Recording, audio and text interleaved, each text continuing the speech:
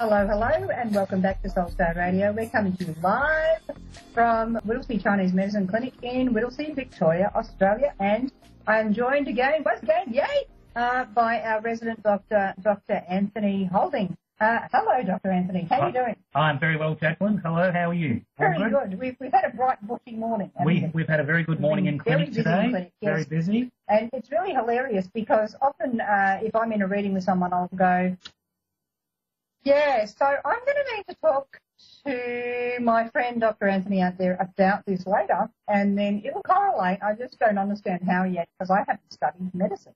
Mm-hmm. It's kind of cool how that works. It's a beautiful integration between us two in this clinic, and it's we bounce off each other very well. Sometimes literally. I mean, the coffee's good. Coffee's good. But this morning I was talking to someone about the kidneys, and I was sort of going on and on and on about the figure eight, and I'm like, why am I doing this figure eight? And I'm like, eh. And the date of birth of the person was like eights everywhere, and I'm like, you know, and I'm getting the eights before I'm looking at the date of birth or getting given the date of birth, and I'm going, okay, so kidney eight, what, I don't understand this because I've got the eight I always see as like infinity is eight on its side and eight is infinity on its side, and there's kind of an interrelationship for me. Mm-hmm. I could just be neurotic, but that's possible as well. Highly likely. Highly likely. But what's going on in the kidneys with the kidney qi on a traditional Chinese medicine front with that? Yeah, good question.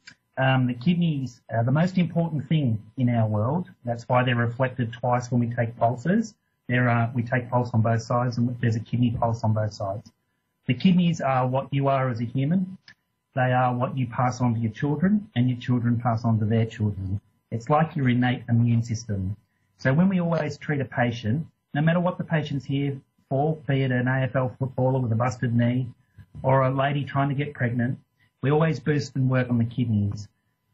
As I keep saying, the kidneys are the most important thing. So the infinity thing that you're seeing, I believe, is what's passed down from the parent to the child to the next child. And the infinity is the line between the generations, the line from the generations. So it's super, super important that we boost, tonify and work on patient kidneys. Every visit, whoever walks through my door, no matter what they're here for.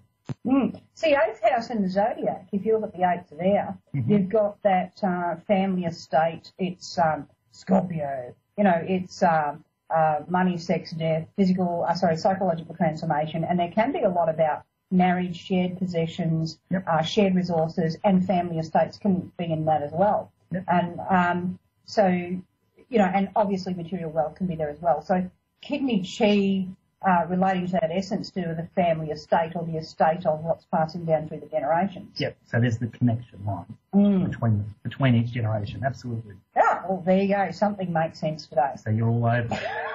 Or I'm possibly all over something. Correct. But that kind of makes sense with that. Yep.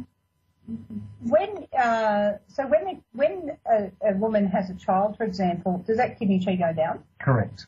So that's why pre-pregnancy we boost and tonify kidney essence or kidney qi.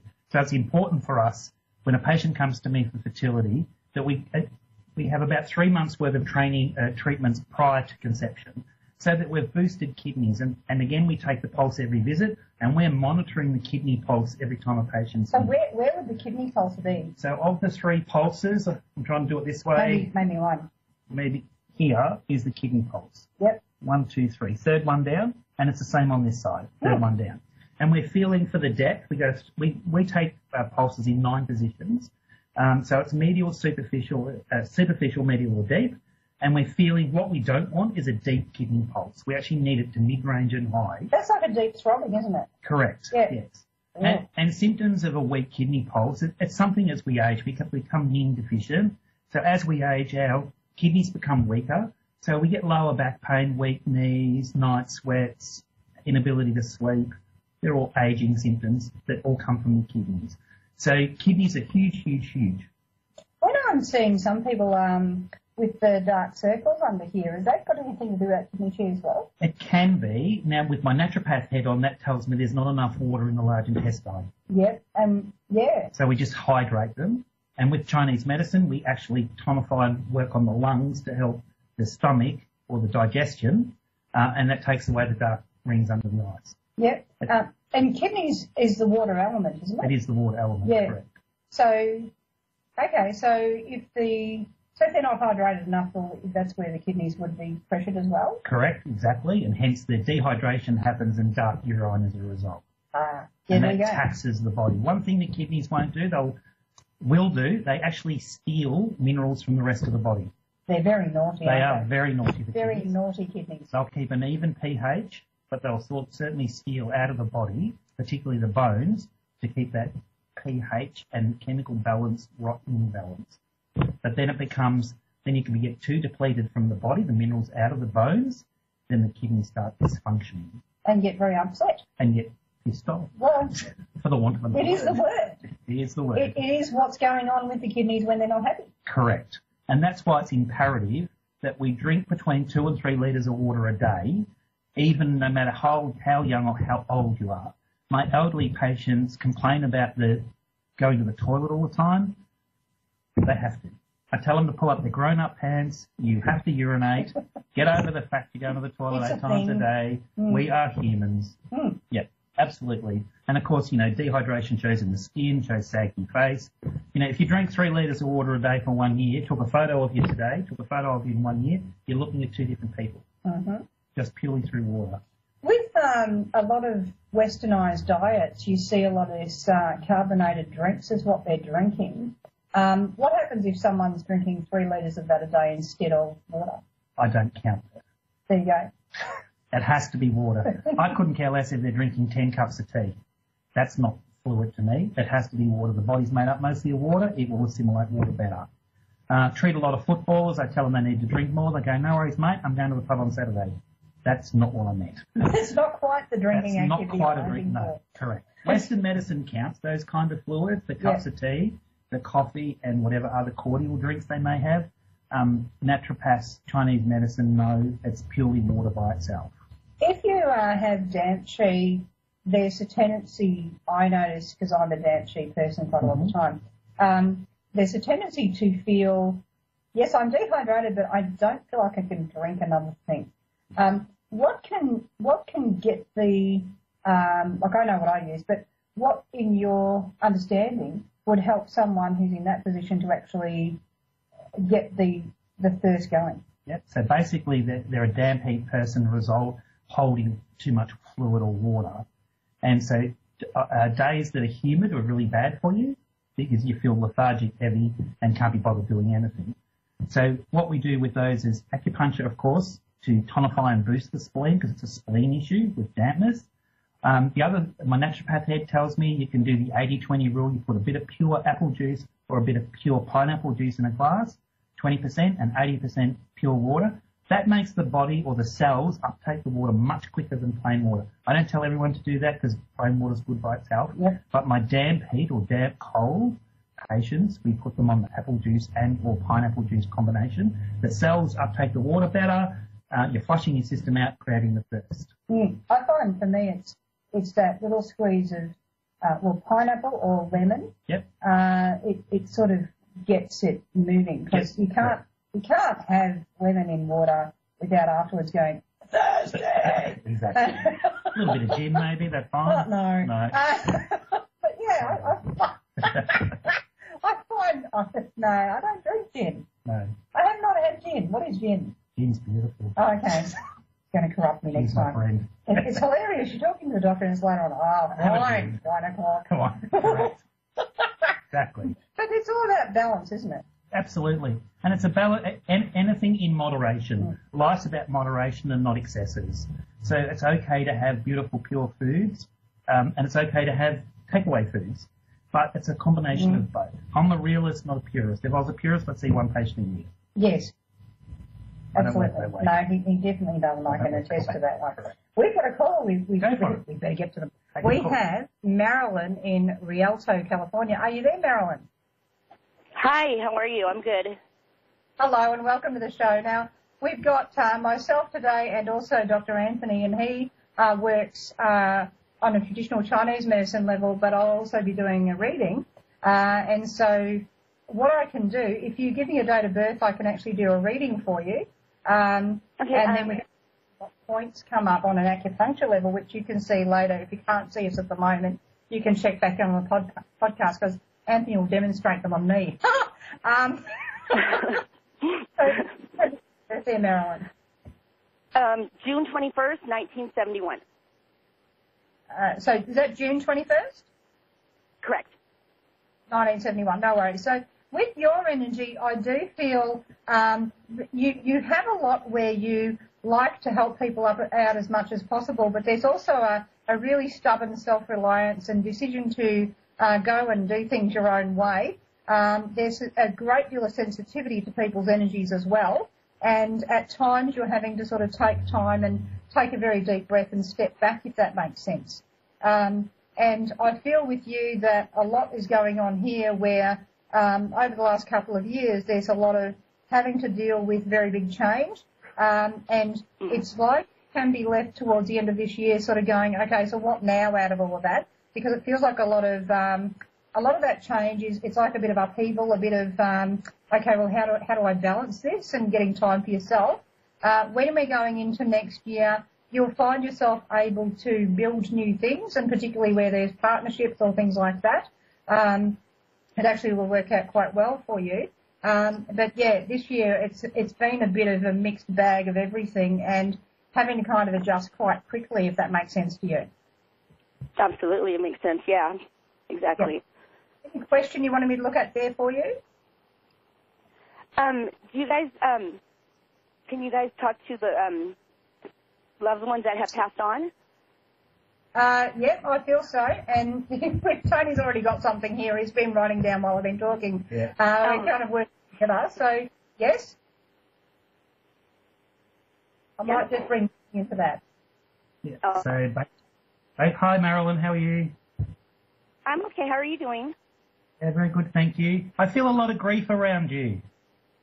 Yes. Yeah. And yet, grief you've not dealt with. Right. Nope, not at all. You're not a good sleeper. Yeah. Nope. And you wake up between 3 and 5 in the morning. Yep. Yep. So there's some beautiful points in acupuncture that we can do to help release that. There's a point called bladder 11 on the back of the neck. It's actually a very good grief moving point. And beside that is another bladder point called bladder 44, 45, 46. They're what we call our post-traumatic stress disorder points, as our body holds grief. Okay. And I feel that you need to release that and to see an acupuncturist to make that happen. Okay, yeah, I have PTSD very bad. Yeah, I can tell. Yeah. What point is there a point in the body that she can actually press onto with her fingers? It's actually on her back. It's at the scapula. It's round here. It's a little bit bad. On Jacquelene, down the scapula. If you can see this, Marilyn, they're just beside the scapula. If you get someone you know, your partner or whatever, you'll find that that's quite lumpy. Yeah. For them to touch, and you've got to actually push and release that tension. There's actually a knot in there on her, on both sides. There you go. Yeah. And he or she will actually feel that knot, Marilyn, and release it. Okay. I will let you know, though, that when you do that, it'll actually make the grief surface will come up. You need to process it. Yeah. Okay. I feel with them as well, with your passed over loved ones, I don't feel that you're just got, one hanging around you. I feel you've got quite a lot of love from spirit on the other side that hangs around you, and it's like they're trying their best to uplift you, and you're trying your best not to be a burden to them, and it's kind of this cross-pollination of everyone trying not to bother each other, if that makes sense. Yes, it's sort of, this is hereditary stuff, so, this is more around what feels like family, but you're very much, I feel, having to process this as you can, and those points on the body that Dr. Anthony's talking about would actually be really helpful. But yeah, I was really feeling just the whoosh of tears coming with that when it happened. So I would definitely use those points, but I wouldn't do it just before you're going to work. Yes. You kind of need time. And I also feel that it's really important for you to practice forgiveness for yourself here, because you're quite hard on yourself with everything, and That's making it, oh yeah. Stop beating yourself up. Hello, he's written down stop beating, I can actually see it in pencil, stop beating yourself up. That's what you do a lot of, and that's actually a family trait here, I feel, from what I'm looking at, with these people on the other side with you, and it's just so important for you to start working on letting that go, and to allow yourself to feel grief, express grief, release grief, without wanting to kick yourself for having the grief. It's just really important to just go with that and actually celebrate, in a way, the beauty of being able to do that and the beauty of the release that's possible through that, because that's going to be much nicer to you, if that makes sense, Marilyn. Yeah. Can I tell you guys what happened? Yep. I lost my 16-year-old daughter to suicide 2 years ago. So that's the hard part. That's what I keep beating myself up about, that I feel guilty. We never should have to bury our own children. That's the hardest grief of all to get over, because it can seem so lacking in sensibility in a way. It's not the natural order of things. And to me, I feel here that you both have that same trait of being very hard on yourselves as well there too. And I just feel it's like she's saying sorry to you, actually, but it's really important for you to embrace both of you. Know that she's not on her own there. You've got 5 of them on the other side there, and I do feel that she's in a much more peaceful space now. I don't know who's got the very long blonde hair here, but that's just what keeps coming to me repetitively. And I just keep getting the message with all of this that you're just going to have to keep taking this one day at a time.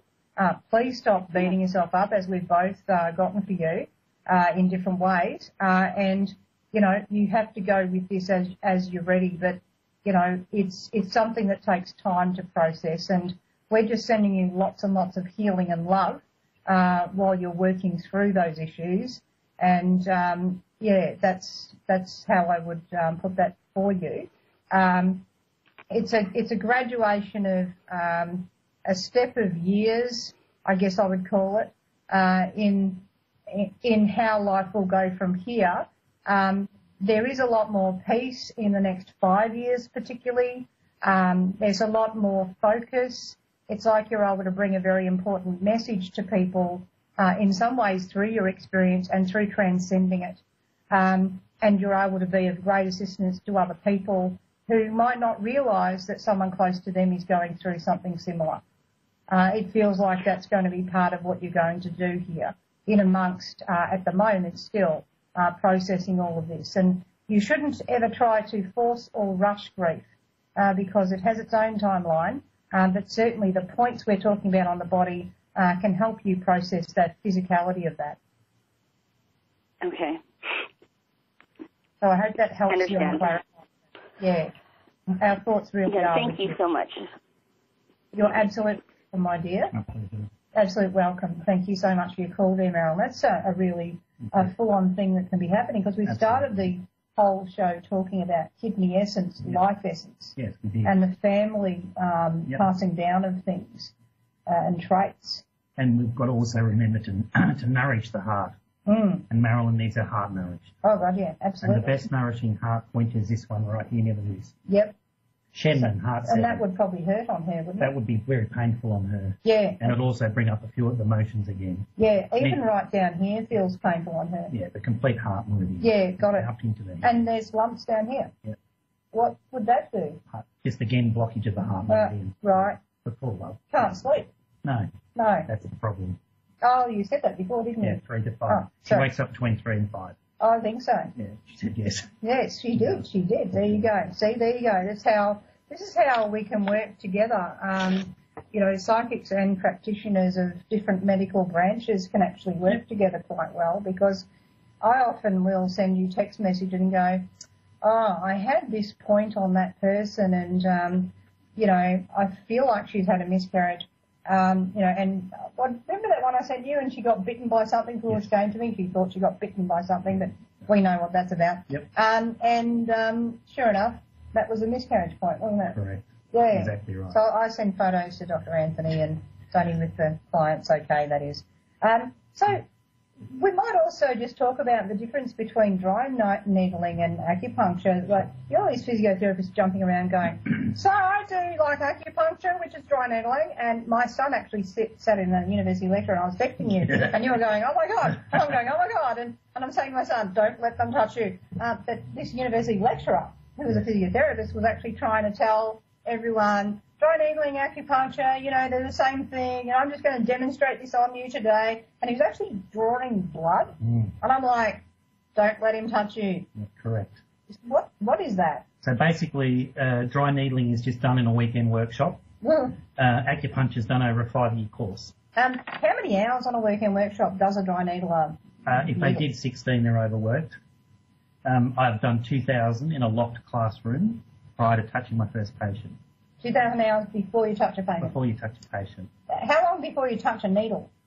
Probably 12 months before we touch a needle. We have to understand the principles of Chinese medicine. So we work on the 12 meridians, the 365 acupuncture points, where they'll just go, where are you sore, shove it in, pull it out. 365, so that's one for every day? Correct, and 12 meridians. 12 months? 12 months. They know what they're doing. They certainly do. Correct. There's a lot going on there, isn't there? So. Yeah. The only similarity between us two is they use our needles. But do they?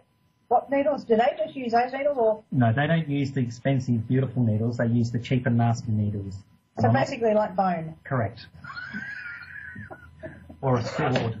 Oh, is that why it hurts so much? Correct. Yeah, because I've never had that, but I've never gone with it because I'm like, and plus, I think that's going to hurt me. And plus we've got, we practice for hours to get the technique of non-pain insertion.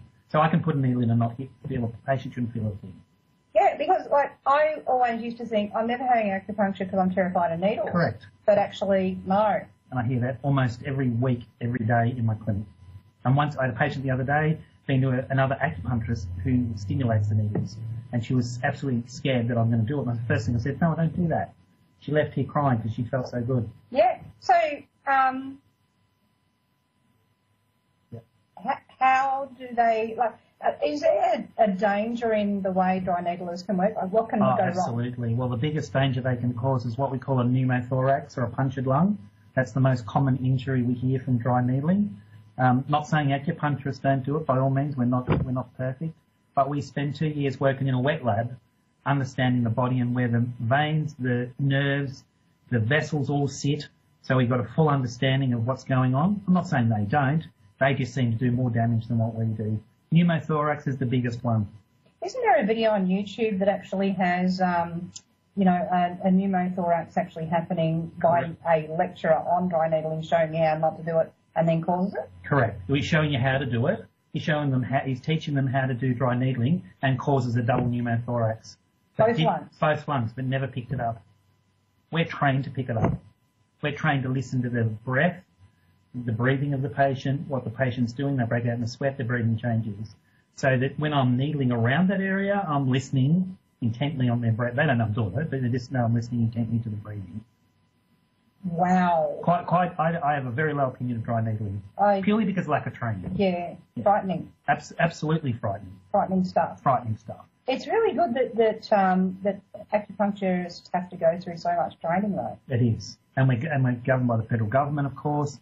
My course was a 5-year double degree here at RMIT in Bundoora. And yes, I'm proud of the fact that I did 5 years of a double degree to learn how to acupuncture properly. And the results speak for themselves. Oh, absolutely amazing stuff. It's really important, though, because are people allowed to say they do acupuncture if they haven't been trained that way? Like if they're a dry needler, are they sort of allowed to use the word acupuncture? Well, there's protected title and intent. So the title of acupuncturist is protected, but they can if they use the word acupuncture, it means they're intending to be an acupuncturist. There's a real grey line between the two, and it's quite confusing. So they're not allowed to use the word acupuncture. They've got to say dry needling, but they do say acupuncture. They use acupuncture needles, but they're not doing acupuncture. They're doing dry needling. It's a whole area that should never have been developed in the first place. So And is that the same in other countries around the world, like in the US and Canada? America, Canada. I believe it's banned in Canada. Half American states have banned dry needling, the other half are supporting it. The physiotherapy lobby over there is very powerful. Almost like the gun lobby. Yeah. Very powerful. Well, don't take our guns. Don't take our guns. No, that's right. So yeah, basically it's lack of training and not understanding the body as a whole in the principles of Chinese medicine. Like when I treat a patient's shoulder, we put a few needles in the shoulder. Most of them go in the opposite knee. Yeah. Because of the way the meridians work. Absolutely. One of my patients rang up to a radio station and they had a thing about what doctors do, what weird thing doctors do. One of my patients rang him up and said, I went to see this doctor in Whittlesea and he stabbed my left knee to fix my right shoulder. And I still don't know. That's how he described it. Stabbed it. Where's that letter opener? Yeah. Just got a patient at the door. Yeah, that's legal. Whoops. So suppose we use a letter opener on you. They may as well. In fact, they should get out of it. I don't do physiotherapy work. I don't do osteo work. I leave that to them. That's what they're trained in. I'm an acupuncturist. I use needles. Fantastic, Dr. Anthony. It's really good to have you back on there. Well, thank you so much for having me. I've had a blast. We'll be back again. Now, the show will be back again, same bat time, same bat channel next week, and Dr. Anthony will be back next month. Woo! And so thank you for all of our viewers. Sorry we couldn't get through all of the callers. Yep. And thank you for joining us on air, and you'll look forward to a very interesting evening tonight with other shows, all different, but all beautiful on A1R Psychic Radio. Catch you next time. In the meantime, if you're happy and you know it, clap your hands. If you're happy and you know it, clap your hands. If you're happy and you know it, then you really ought to show it.